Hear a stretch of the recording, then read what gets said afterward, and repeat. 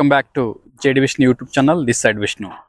Right now I'm in Chavella at Lansam Ivana Villas. You are watching Lansam Experience Center.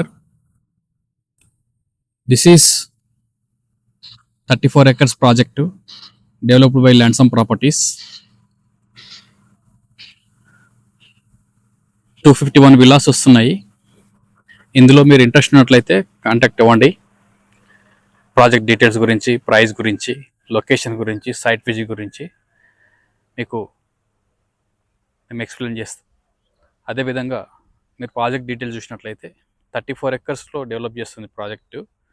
251 villas, 400 square yard నుండి up to 600 square yards వరకు మీకు land parcel ఉంది.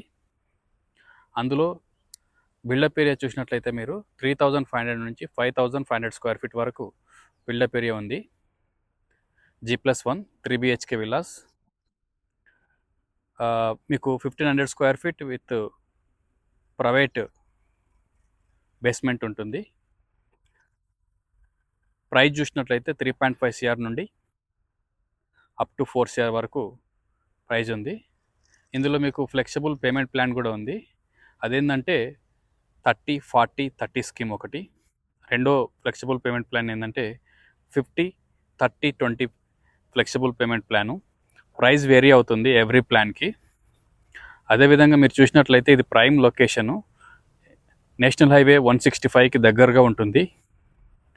ఈ project well connected అనమాట. అప్పా junction నుంచి మీకు 25 మినిట్స్లో ఇక్కడ రీచ్ అవ్వచ్చు. మీరు ప్రాజెక్టులో క్లబ్ హౌస్ చూసినట్లయితే 25,000 ఎస్ఎఫ్టీలో మీకు క్లబ్ హౌస్ ఇస్తున్నాడు. G+4లో 4 ఫ్లోర్సు.